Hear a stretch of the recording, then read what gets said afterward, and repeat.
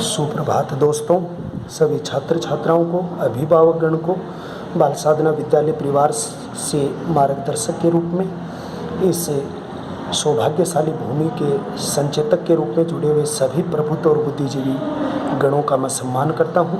और आज के मुख्य बिंदु के रूप में जो सामाजिक विज्ञान के प्रथम अध्याय का अंतिम जो बिंदु है, जिसके 3 टॉपिक हैं, चालुक्य, शक और कुषाण, उनके बारे में मैं आपको क्रमबद्ध रूप से बताऊंगा। सभी छात्र छात्राएं बड़े ध्यान से इसको सुनेंगे, मनन करेंगे और किसी भी प्रकार की दिक्कत आने पर सीधा संपर्क करके मेरे से ये बात पूछेंगे।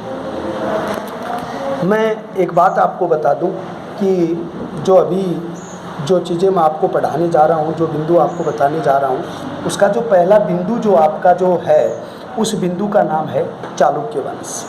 देखो छात्र छात्राओं, ये थोड़ा सा जो टॉपिक है वो टिपिकल है, कभी आपके आया हुआ नहीं है, लेकिन हम इसको सरलतम रूप बनाकर इसको पढ़ेंगे। देखो, चालुक्य राजवंश भी प्राचीन भारत का एक शक्तिशाली राजवंश रहा है और इस चालुक्य राजवंश की 3 शाखाएं विकसित हुई हैं। सबसे पहली चीज़ आपको एक बात याद रखनी है कि चालुक्य वंश की 3 शाखाएं विकसित हुई हैं जो एक ही नाम से हैं, लेकिन अलग अलग स्थानों पर इन्हें अलग अलग नाम से जाना जाता है।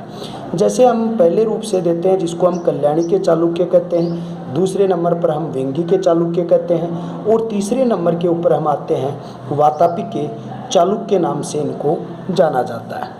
इस रूप से इनका मनन किया जाता है। सबसे पहले जो बात हमारी आती है वो कल्याणी के चालुक्यों के रूप में आती है।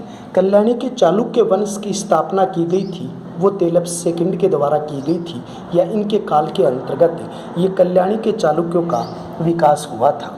इनकी जो राजधानी थी वो मयानखेट नामक स्थल जो था, उनको इन्होंने अपनी राजधानी बनाया था।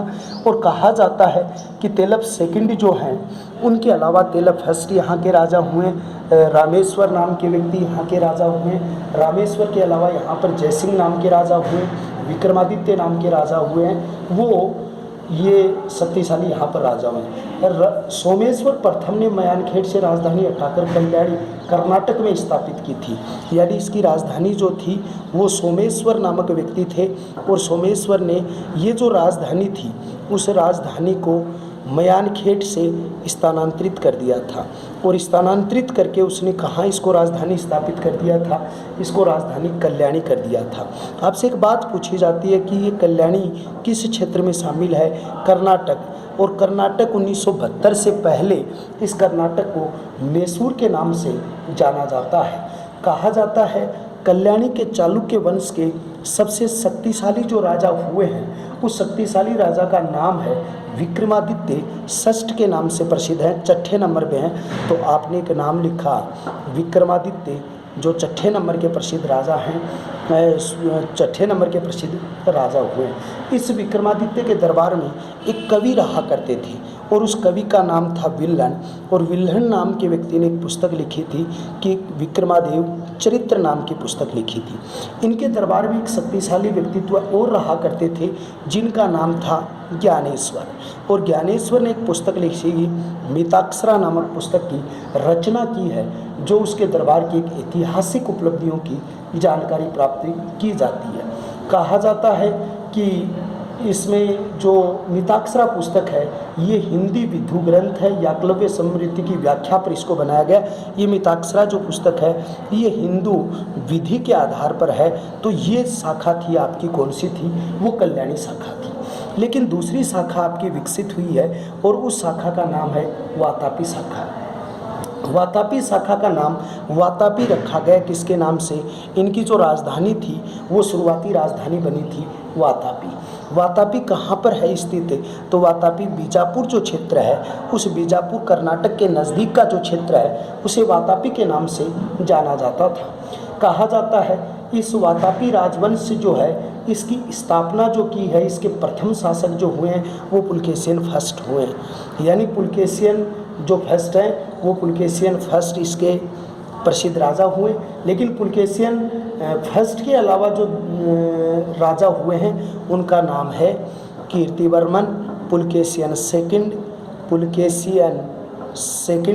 Kirtivarman, Pulakeshin second, Someshwar first, Someshwar second, Someshwar first और सोमेश्वर सेकंड नाम के शक्तिशाली राजा हुए हैं। ऐसा माना जाता है देखो कि ये जो पुलकेशिन सेकंड है, इसने हर्षवर्धन को हराकर परमेश्वर की उपाधि धारण की थी। ये पुलकेशिन जो सेकंड है, ये पुलकेशिन ने किसको हराया था? हर्षवर्धन को हराया था। हर्षवर्धन को हराया था और हर्षवर्धन को हराकर इसने एक उपाधि धारण की थी, परमेश्वर की उपाधि धारण की थी। इसने एक उपाधि और धारण की थी जिसको दक्षिणा पथेश्वर कहा जाता है। दक्षिणा पथेश्वर के नाम से भी इसको जाना जाता है। किसको? पुलकेशिन सेकंड को, जिसने किसको हराया था? हर्षवर्धन को। पुलकेशिन सेकंड के काल की एक प्रशस्ति मिली है जिसका नाम है एहोल प्रशस्ति। और एहोल प्रशस्ति है वो कौन सी तिथि की है?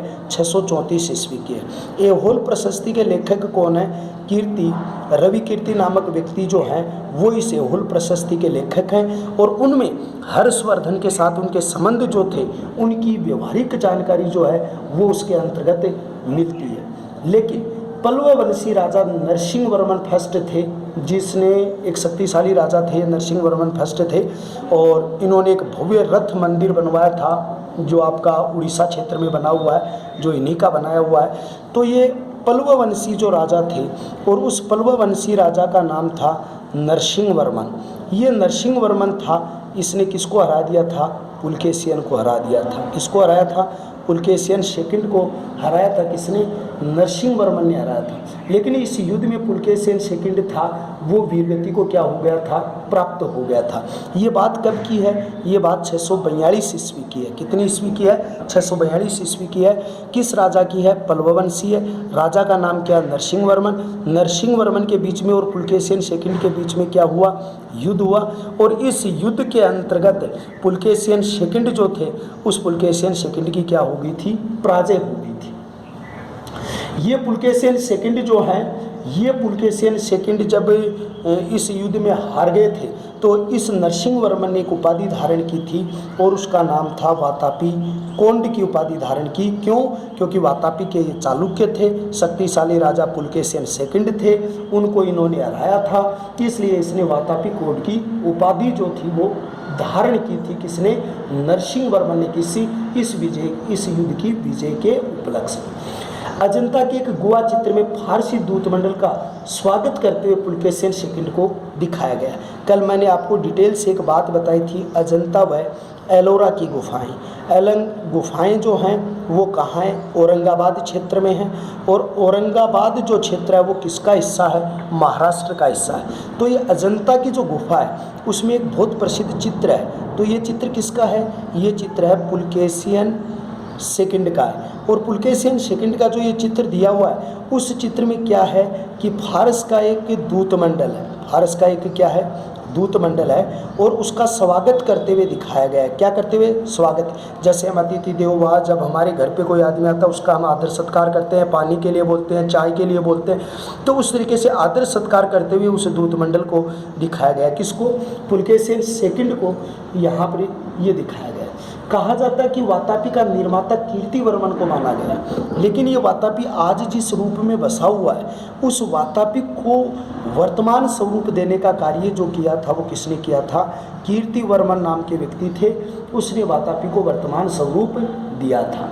कहा जाता है कि ये जो कीर्तिवर्मन थे इनके काल में भी इसका एक सर्वश्रेष्ठ विकास हुआ था। इस राजवंश का एक शक्तिशाली विकास के रूप में इसको देखा गया था।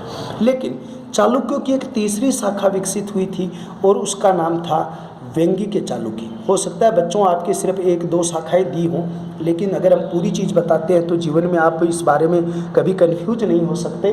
तो आपको यहाँ पर एक चीज़ देखनी पड़ेगी, वेंगी के चालुक्य। वेंगी के चालुक्य हैं, इस वंश की स्थापना विष्णुवर्धन ने की थी। वेंगी के चालुक्य, इसकी स्थापना किसने की थी? विष्णुवर्धन ने की थी।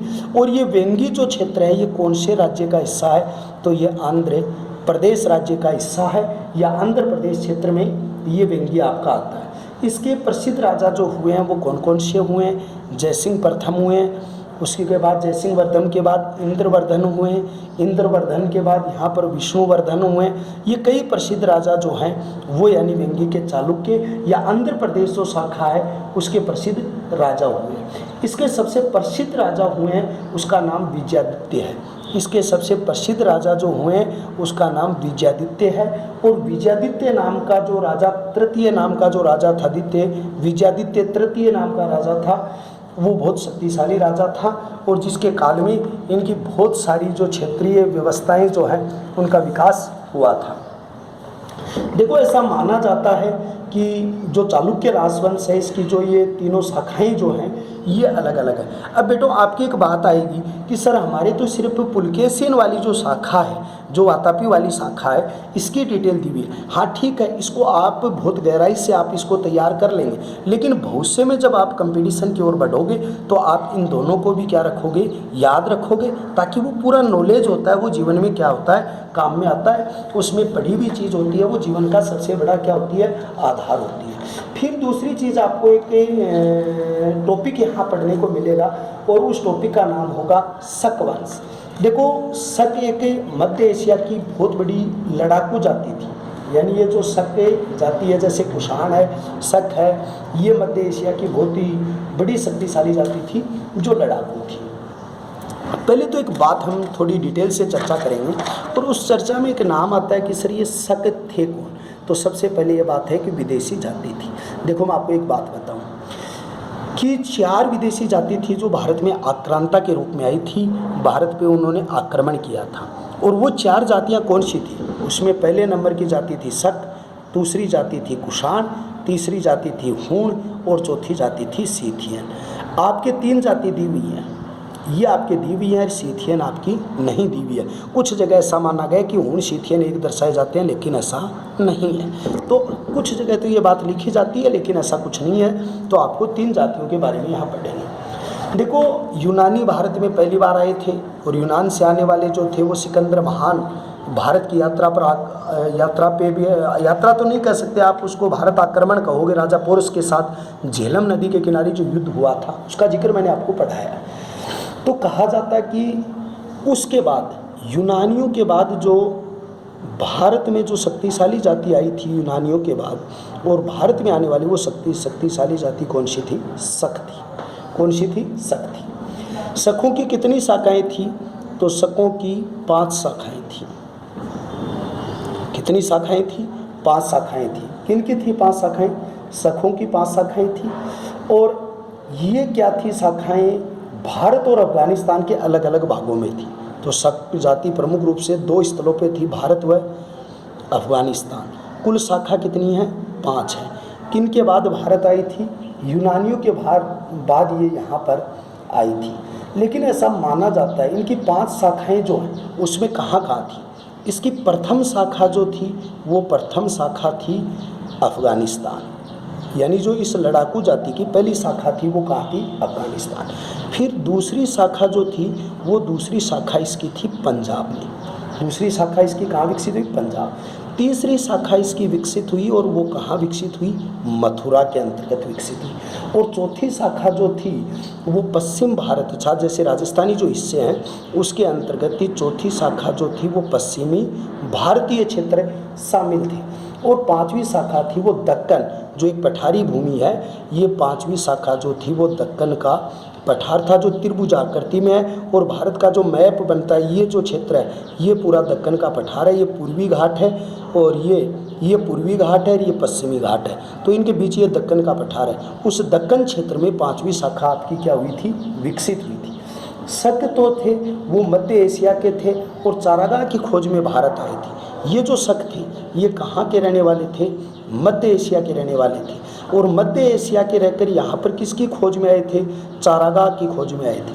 आप ये कहोगे कि भाई चारागाह किसे कहते हैं, आप अगले पाठ में एक चीज़ पढ़ोगे, विश्व का चारागाह अलाउद्दीन खिलजी को कहा जाता है। चारागाह का मतलब होता है जहाँ पर जो मवेशी होते हैं उनका पालन पोषण भरण करते हुए अपनी आजीविका बढ़ाना, ये चारागाह आज हम उसको कहते हैं। जो राजकीय भूमि होती है उसको चारागाह कहा जाता है। तो ये चारागाह जो है उसके लिए ये जाति जो थी वो भारत आई थी। लेकिन यहाँ पर सबसे पहले उज्जैन के एक राजा थे जिसने शकों को पराजित करके विक्रमादित्य की उपाधि धारण की थी। यानी जब ये चारागाह की खोज में आए थे तो ये बात थी 58 ईस्वी की। बहुत ही गजब बात बताने जा रहा हूँ, बड़े ध्यान से सुनना। ये बात पर थोड़ा सा मोस्ट भी लिख दूँ कि 58 ईस्वी की बात है, उस समय भारत के अंतर्गत ये शक जाति थी। और जब ये शक जाति थी 58 ईसा पूर्व पर, उस समय भारत पर क्या किया था? आक्रमण किया था। भारत पर क्या किया? आक्रमण किया। भारत पर आक्रमण किसने किया? शकों ने किया। और जब 58 ईस्वी पूर्व के अंतर्गत शक जाति भारत में थी, उस 58 ईस्वी के अंतर्गत भारतीय शासक था वो कहाँ का था? उज्जैन का। और उज्जैन का शासक जो था उस समय विक्रमादित्य। उस विक्रमादित्य ने क्या कर दिया? आक्रमण किया। किस पर? शकों पर। और शकों को उस दिन क्या कर दिया? पराजित कर दिया था। उस दिन से भारत में एक हिंदी संवत की शुरुआत हुई थी और उस हिंदी संवत का नाम है विक्रम संवत। आज हम विक्रम संवत में जैसे आपके ये महीने होते हैं जेठ साठ सावन, ये जो महीने होते हैं जैसे चैत्र मास की शुक्ल प्रतिपदा से होते हैं, ये इसी विक्रम संवत के होते हैं। ये विक्रम संवत हमारी जो ईस्वी है, जैसे 2000, आज आप 2020 हैं तो 20 में आपको विक्रम संवत लिखनी है तो +57 कर देंगे। क्यों? क्योंकि ये 58 ईसा पूर्व की बात है, पूर्व है तो 57 ही जुड़ेंगे, क्योंकि दोनों साल जैसे इधर से 58 2020 में से एक ही जुड़ेगी, दोनों तो जुड़ेंगे नहीं साथ, तो दोनों नहीं जुड़ेंगी तो 57 जोड़ दो, 20 जोड़ोगे 2077 विक्रम संवत वर्तमान में चल रही है। ये जो तरीका आपका निकालने का जो होगा उसमें विक्रम संवत निकल जाएगी। तो विक्रमादित्य की उपाधि बन गई थी उस समय। यानी जी उस समय क्या हुआ कि कोई भी राजा जब अच्छा काम करता था तो इसको उन्होंने अपना आदर्श मान लिया। और जब भी कोई राजा था वो विक्रमादित्य के नाम से अपने आप को उपाधि धारण कर लेता था तो ये मान के चलो एक बहुत शक्तिशाली वीर है। और दिल्ली के सिंहासन पर बैठने वाला 14वां वह अंतिम विक्रमादित्य कौन था? तो वो हिंदू विक्रमादित्य कह सकते हो। अंतिम राजा हेमू था, अंतिम हिंदू था, अंतिम विक्रमादित्य था, या 14वां शासक था दिल्ली के सिंहासन पर हेमू, जिन्होंने विक्रमादित्य की उपाधि से अपने आप को विभूषित किया था। कहा जाता है कि इन शक साम्राज्य का, एक बार यहाँ से देखिए 58 ईसा पूर्व की बात है, भारत में शासन कर रही थी शक जाति। शक जाति पर आक्रमण, भारत पर नहीं है, भारत विक्रमादित्य नाम के राजा ने, भारत के राजा ने आक्रमण किया था। ये भारत के राजा विक्रमादित्य कहाँ के थे? उज्जैन के। और उज्जैन के विक्रमादित्य ने शकों को हराकर एक नई संवत की नींव डाली थी, विक्रम संवत, उसको हिंदी संवत कहते हैं।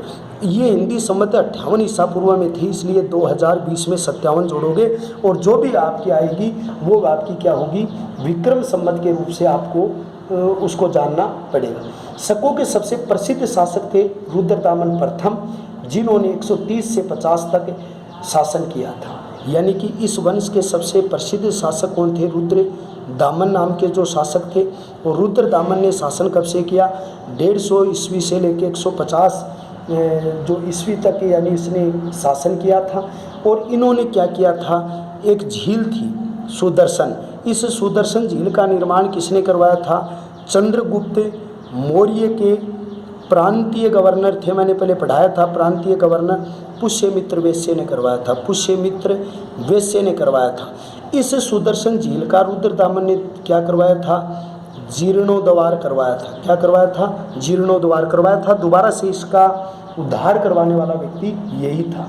कहा जाता है कि इसने पहली बार, एक जूनागढ़ का अभिलेख आता है, जूनागढ़ अभिलेख, ये जूनागढ़ अभिलेख हमें गुजरात से मिला है। और ये जूनागढ़ कब लिखवाया गया? 150 ईस्वी में लिखाया गया। और जूनागढ़ अभिलेख है वो भारत का प्रथम ऐसा अभिलेख है जिस भारत के प्रथम अभिलेख में संस्कृत भाषा का प्रयोग हुआ है, या भारत का ऐसा अभिलेख, क्योंकि मौर्य काल में भाषाएं जो थी वो प्राकृत पहले पाली थी फिर प्राकृत हो गई थी। ये पहला अभिलेख था जो संस्कृत भाषा के अंतर्गत लिखा था। इसके पहले के सारे अभिलेख हैं वो आपकी प्राकृत भाषा में हैं।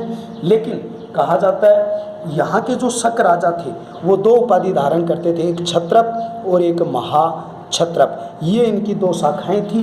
उन 2 शाखाओं के रूप में वो अपने आप को क्या करते थे? संभावित रूप से प्रदर्शित करते थे। एक चीज़ यहाँ पर आती है कि जो क्षत्रप थे वो तो हमामस, हगान और मथुरा के प्रारंभिक क्षत्रप अपने आप को सुशोभित करते हैं।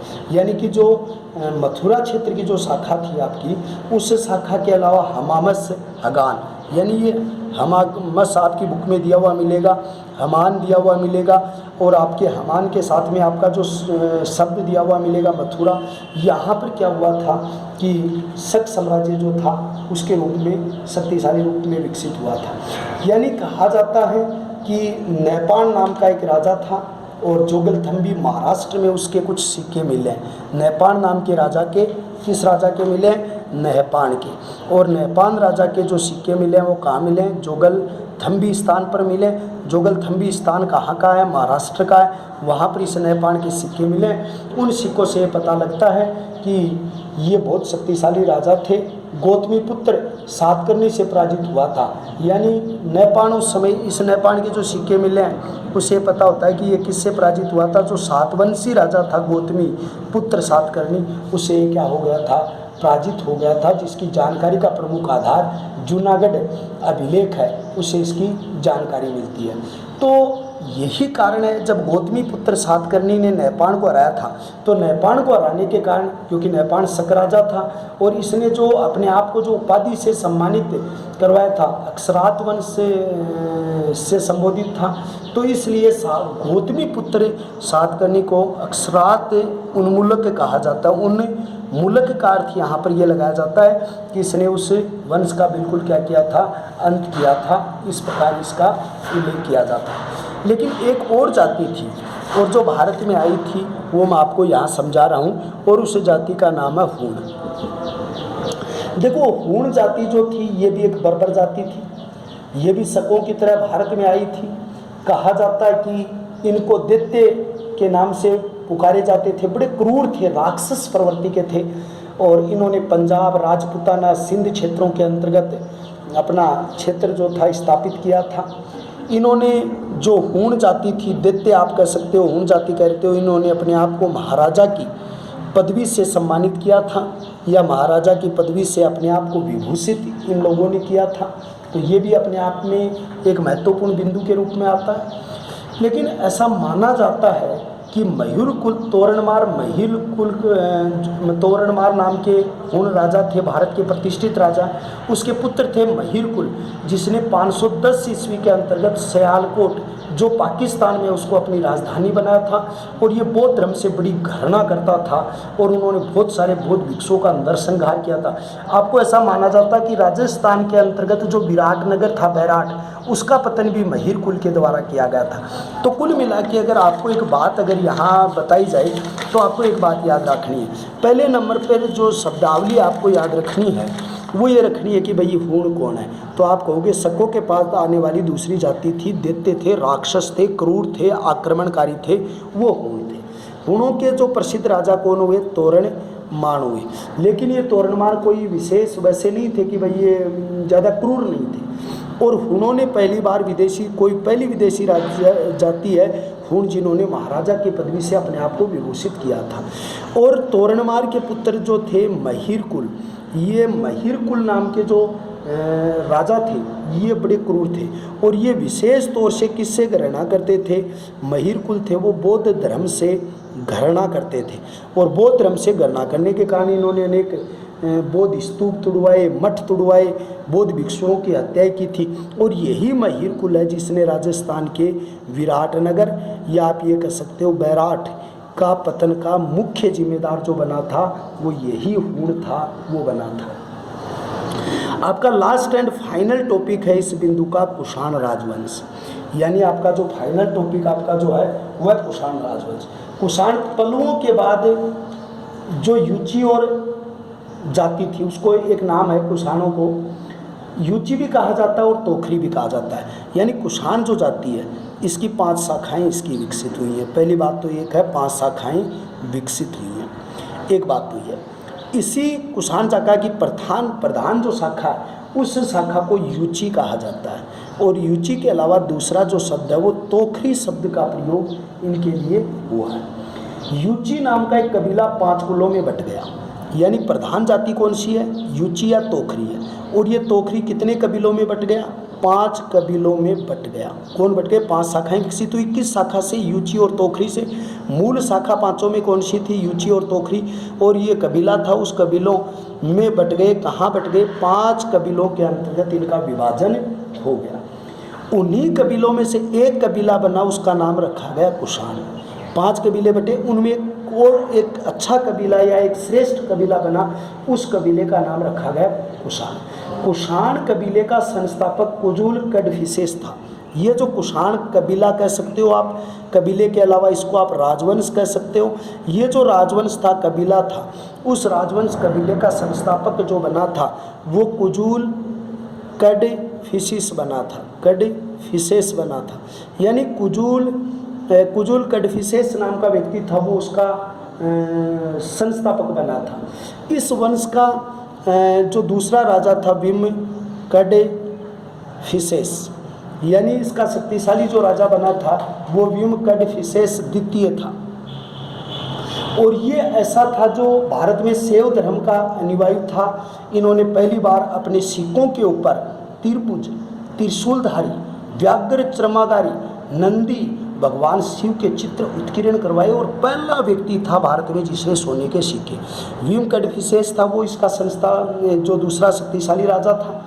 इसने क्या चलाए? सिक्के किसके चलाए? सोने के सिक्कों पर क्या लिखवाया? देवपुत्र। देवपुत्रों में किसके नाम उत्कीर्ण करवाए? शिव भगवान का। शिव का बैल है, उसका नाम क्या? नंदी है। नंदी के अलावा शिव को क्या कहा जाता है? त्रिशूलधारी कहा जाता है। उसके चिन्ह बनवाए थे। उसके अलावा ये त्रिभुज त्रिशूल की अन्य मुद्राएं थी, ये मुद्राएं उन्होंने उसके ऊपर लगवाई थी। और ये मुद्राएं लगाने का काम जो किया था, वो मुद्राएं लगाने का काम किया था विम कड़फिसेस। लेकिन इस वंश का सबसे शक्तिशाली जो राजा रहा है वो कनिष्क रहा है। यानी इस वंश का सबसे शक्तिशाली जो राजा रहा वो कनिष्क नाम का राजा था। 38 ईस्वी के अंतर्गत जब इसका राज्याभिषेक हुआ, राज्याभिषेक कब हुआ? 38 ईस्वी में। और 38 ईस्वी में जब इसका राज्याभिषेक हुआ, उस दिन से एक संवत चलाई गई थी।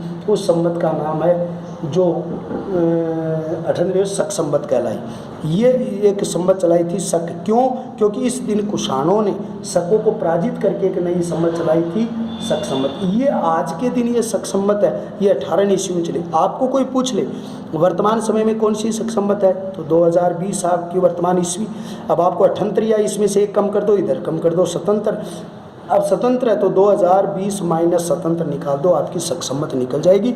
ये भारत की राजकीय संवत है भाई, ये भारत की राजकीय संवत है। वही महीने आएंगे, जेठ, साठ, सावन, भादो, वही महीने आएंगे। ये राजकीय संवत है और इसको मान्यता मिली थी 1957 ईस्वी में, राजकीय संवत।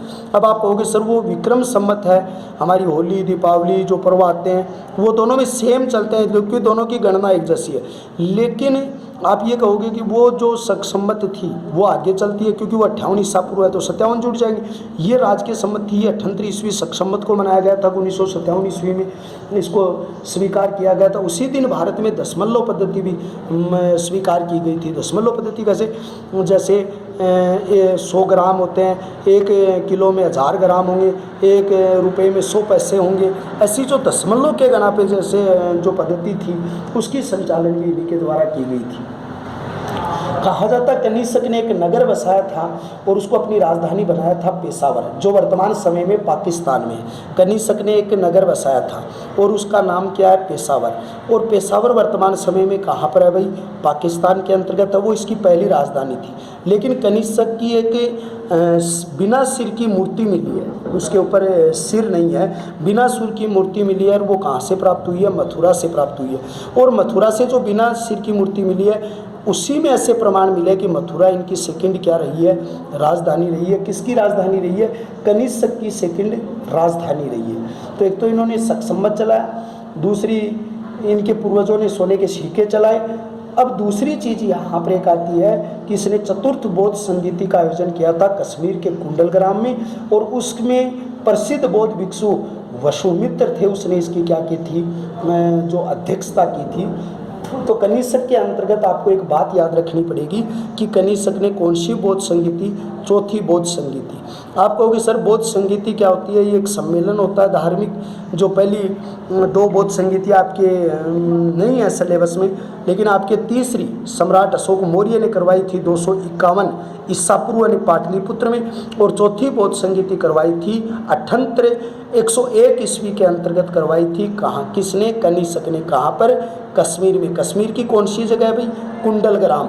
और उस कश्मीर के कुंडलग्राम में इन्होंने चौथी बौद्ध संगीति करवाई। उसके अध्यक्ष कौन बने थे? वसुमित्र बने थे। और उसके उपाध्यक्ष कौन बने थे? उसके उपाध्यक्ष बने थे अश्वघोष। उसके क्या बने थे? उपाध्यक्ष यानी बने थे। ये जो कनिष्क था, जब इसने चौथी बौद्ध संगीति करवाई, उसी दिन से बौद्ध धर्म दो स्थानों पर बट गया था। एक शाखा इसकी बन गई थी महायान शाखा, और दूसरी शाखा बन गई थी, वो कौन सी थी? हीनयान शाखा बन गई थी। स्वयं कनिष्क जो थे उसने किस शाखा को अपनाया था? कनिष्क ने महायान शाखा को अपनाया था, या महायान शाखा को उसने स्वीकार किया था। कहा जाता है कि कनिष्क नाम का जो व्यक्ति था, उस कनिष्क के दरबार में एक आयुर्वेद का प्रसिद्ध विद्वान रहता था, चरक। और उसने एक पुस्तक लिखी थी जिसका नाम है चरक संहिता। यानी अपने जो हॉस्पिटल होते हैं, जैसे अपने गुड्डा का हॉस्पिटल है जहाँ से हम मेडिसिन लेते हैं, उसके जस्ट उधर साइड में देखोगे तो चरक आयुर्वेदाचार्य नामक लिखा हुआ एक छोटा हॉस्पिटल है, जिसमें जो डॉक्टर बैठते हैं उनको हम वैद्य जी कहते हैं। तो ये चरक संहिता नाम की चीज़ लिखी थी, जिसमें 8 अध्याय इन्होंने लिखे, 120 खंड इन्होंने उनके बनाए थे। और चरक संहिता की रचना की गई थी, वो किसके द्वारा की गई थी? चरक के द्वारा, जो इसके दरबारी थे। इसी के दरबार में एक व्यक्ति रहते थे जिसका नाम था नागार्जुन। और ये वो व्यक्ति है नागार्जुन जिसने भारत में पहली बार किसका आविष्कार किया था? पारे का आविष्कार किया था। ये जो पारा है, ये बनाने वाला पहला देश भारत था, लेकिन सर्वाधिक पारा बनाया वो किसने? स्पेन ने बनाया। नागार्जुन जो है उसको भारत का क्या कहते हैं? भारत का आइंस्टीन कहते हैं। दूसरी चीज़, जो नागार्जुन नाम के जो व्यक्ति थे इसके दरबार में रहा करते थे, इन्होंने एक सिद्धांत दिया था, मध्यमिका जो सिद्धांत था, यानी बौद्ध धर्म से संबंधित एक सिद्धांत दिया था। तो ये सिद्धांत भी उनके द्वारा दिया गया था। तो ये सारी चीज़ें जो थी वो कनिष्क के दरबार के अंतर्गत विकसित हुई थी। तो अब दूसरी चीज़ यहाँ पर देखिए, जो वसुमित्र था उसने महाविभास नामक पुस्तक लिखी। जिन्होंने चौथी बौद्ध संगीति की रचना की है, उसने महाविभास नामक पुस्तक की रचना की है। तो महाविभास कौन पुस्तक की रचना किसने की है? वसुमित्र ने। और महाविभास जो पुस्तक है वो सर्वश्रेष्ठ बौद्ध धर्म की पुस्तक है। लेकिन अगर इसके दरबार में एक अश्वघोष रहा करते थे, अश्वघोष, उस अश्वघोष ने बुद्ध चरित्र नाम की पुस्तक लिखी है। कौन सी पुस्तक लिखी है? बुद्ध चरित्र नाम की पुस्तक उसके द्वारा लिखी गई है। लेकिन ऐसा माना जाता है, जो मध्यमिका सूत्र जो आपने, ये मध्यमिका सूत्र जो पुस्तक है, मैंने मध्यमिका ही लिख दिया था, इसका जो नागार्जुन ने सिद्धांत दिया, चरक ने चरक संहिता लिखी, उस वसुमित्र नामक जो नागार्जुन है उसको भारत का आइंस्टीन कहा जाता है। नागार्जुन ने सापेक्षता का सिद्धांत प्रस्तुत किया था पहली बार। ये नागार्जुन जो है उन्होंने कौन सा सिद्धांत दिया था? सापेक्षता का सिद्धांत दिया था, सापेक्षता रूप का। और कहा जाता है ऐसा कि जो थे पहली बार कुषाणों ने में जो कनिष्क था उसने चांदी के सिक्के उन्होंने चलाए थे। कहा जाता है कि इसके दरबार में बड़े बड़े विद्वान और भी थे, जैसे पार्श्व था, वसुमित्र था, अश्वघोष था, नागार्जुन था, चरक था, और प्रख्यात गणितज्ञ और बड़े शाखा हुए। ये सारी चीज़ें जो आती है ये, और इस वंश का जो अंतिम राजा हुआ है, जो कनिष्क वंश का, वो कनिष्क वंश के अंतिम राजा कौन हुए? उस राजा का नाम जो है वो वासुदेव था। लेकिन कनिष्क के काल में 2 शैलियाँ विकसित हुई थी। एक तो शैली हुई गंधार शैली, और दूसरी शैली विकसित हुई थी जिसका नाम था मथुरा शैली। मथुरा शैली में लाल पत्थरों का प्रयोग हुआ है, जबकि इसमें स्लेटी राख का जो कलर होता है उसका प्रयोग हुआ है। गंधार शैली में महात्मा बुद्ध या बौद्ध धर्म की मूर्तियाँ हैं। मथुरा शैली के अंतर्गत हिंदू व बौद्ध धर्म की मूर्तियाँ हैं। गंधार शैली के अंतर्गत महात्मा बुद्ध की खड़ी हुई मूर्तियाँ और कमलासन ध्यान मुद्रा स्थिति की मूर्तियाँ हैं। जब में इनमें हिंदी और जो बौद्ध है उससे साधारण रूपतम की मूर्तियाँ इसके अंतर्गत प्राप्त हुए हैं। लेकिन देखो भारत में इतनी जातियाँ आई, शक आए, कुषाण आए, हूण आए, सीथियन आए। भारत की संस्कृति ऐसी संस्कृति रही है जिसको विश्व देवता की भावना से जाना जाता है। आज संपूर्ण विश्व में आप देखिए, भारत वो देश है जहाँ पर जितने लोग आए उनको अपनी आत्मा में बसा लिया था, क्योंकि भारत की संस्कृति ने एक विशेष काम किया था। भारत ने आने वालों को आत्मसात किया था। भारत की संस्कृति का सबसे बड़ा लोगा जो है वो है कल्याण, और कल्याण में भी एक लोगा है जिसका नाम है संरक्षण। लेकिन भारत की संस्कृति ने एक चीज़ को कहीं स्थान नहीं दिया, विनाश या विध्वंस आप एक बात कह सकते हो कि भारत की संस्कृति में कल्याण संरक्षण को आत्मसात किया है, कभी भी विनाश और विध्वंस को नहीं किया। इसलिए जितनी भी जातियाँ आई थी उनको अपने आत्मसात किया और अपने साथ कल्याण के रूप में उनको प्रशस्तित किया था। ये आपका पहला चैप्टर पूरा हो गया।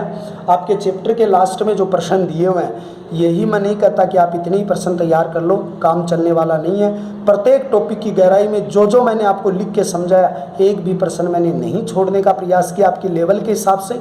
तो आप उनमें से सारे प्रश्न देखोगे, जो प्रश्न नहीं आएंगे वो हम आपको बताएंगे। और कल शुरुआत की 10 मिनट में हम आपको प्रश्नों के तरीके बताएंगे। और कल एक बढ़िया टॉपिक हम आपको पढ़ाएंगे, गुलाम वंश, मामलुक वंश उसका नाम है। देखो किस तरीके से भगवान दासों की तकदीर लिखता है और एक राजवंश के अंतर्गत दास सम्राट बनते हैं। तो ये सारी चीज़ें मैंने पढ़ाई हैं। सभी मेरे हृदय कणिकाओं के बीच विराजमान मेरे बच्चों से बढ़कर छात्र छात्राओं को समझ में आया होगा और बेहतर आप पढ़ेंगे और इन्हें समझेंगे और अच्छा अध्ययन करेंगे, परिवार को भी सुरक्षित रखेंगे और साथ साथ अपने स्वास्थ्य का ध्यान रखते हुए अपनी पढ़ाई के प्रति आप जुड़े रहेंगे। मैं सभी इस संस्था परिवार से जुड़े हुए अभिभावकगण हैं, उन सभी को मेरे विद्यालय परिवार संस्था प्रधान की ओर से हार्दिक रूप से आपके स्वास्थ्य की कामना भेंट करता हूं और यही कामना करता हूं कि आप हमेशा खुश रहें, आबाद रहें, स्वस्थ रहें, हमेशा आप तरक्की रहें। आपका स्नेह और मार्गदर्शन हमारे साथ जुड़ा रहे, कमियां बताते रहो, सुधार कर हम एक अच्छे शिक्षक बने और आपके सपनों को पूरा करें। जय हिंद, जय